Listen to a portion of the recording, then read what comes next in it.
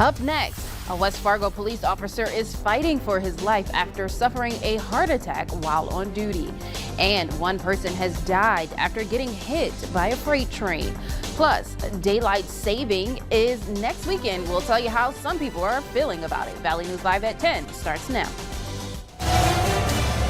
This is Valley News Live at 10.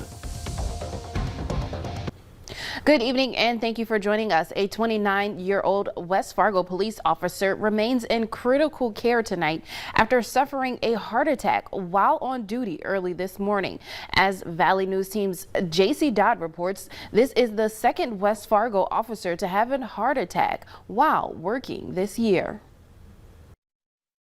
Just after midnight, 29-year-old Officer Tim Brown was booking two women into Cass County Jail when Officer Brown collapsed onto the booking room floor. Cass County deputies found him unresponsive and began life-saving measures. West Fargo Police Chief Dennis Otterness says the recent sworn-in officer transported to a local hospital and remains in an intensive care unit.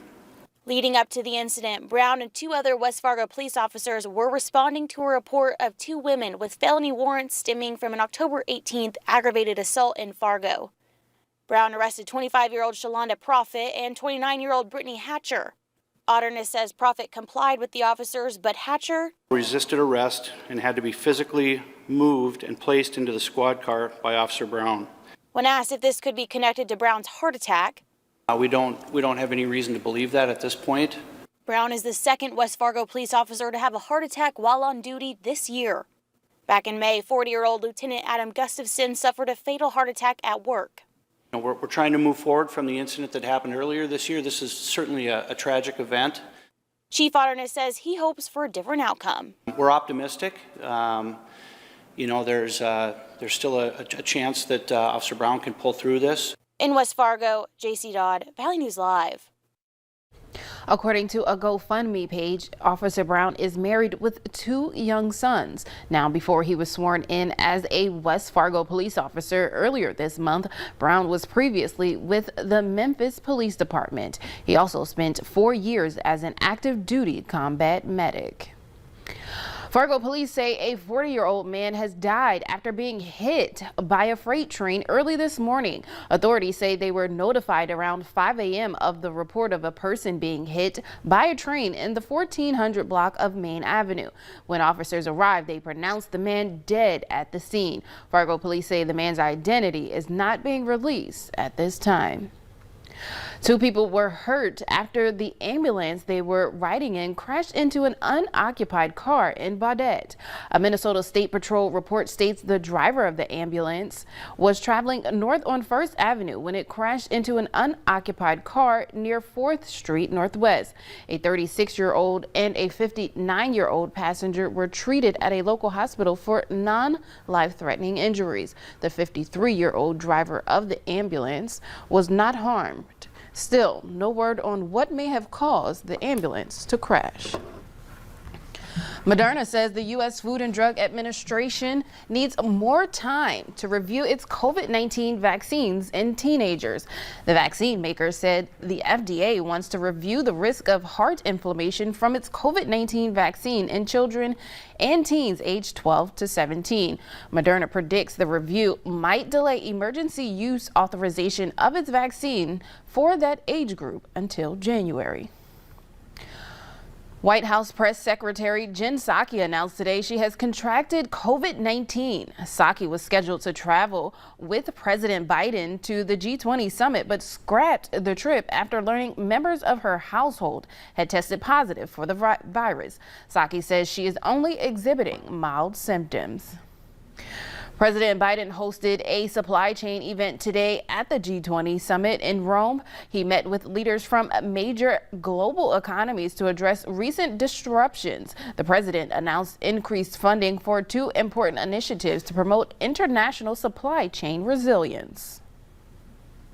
First, I'm allocating additional funding to help American partners, as well as the United States, cut port congestion by slashing red tape and reducing processing times so that ships can get in and out of our ports faster.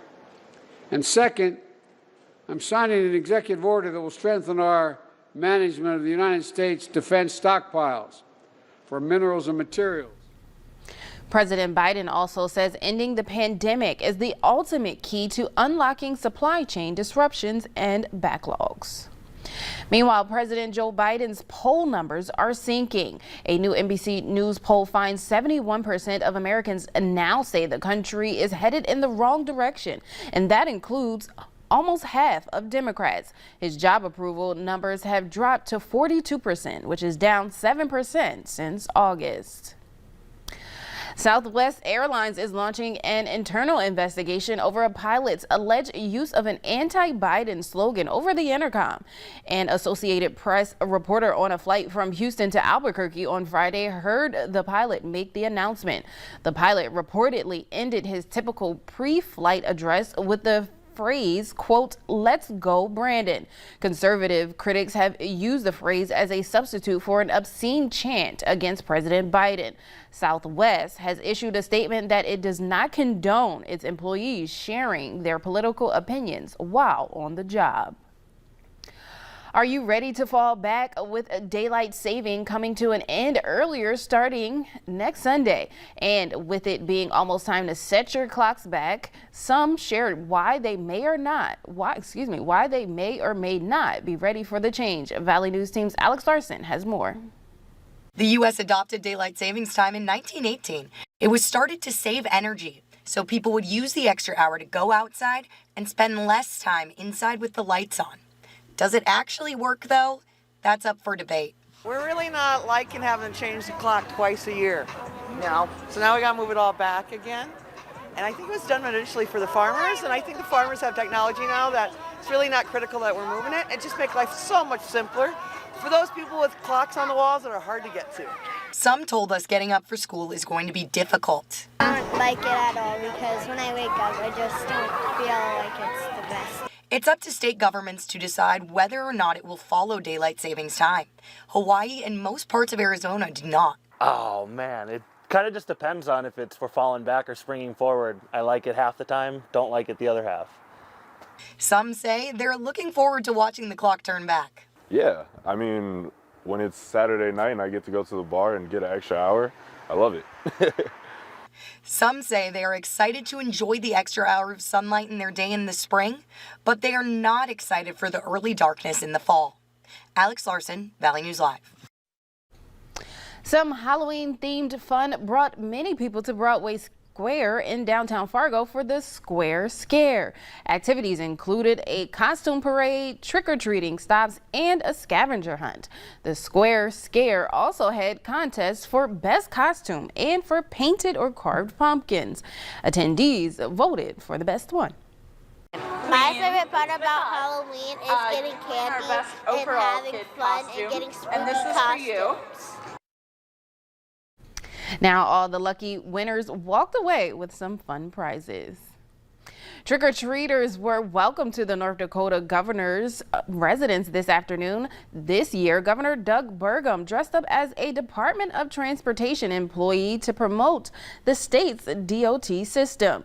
He continued the long-standing tradition of giving families candy, and children also learned about the different equipment used to work on the roadways throughout the state. We do have thousands of jobs open in the state of North Dakota, including in DOT. So if anybody's really interested, we're hiring, of course. But it just great because we know that what kid doesn't love a big truck? Trick-or-treating at the governor's mansion dates back several decades.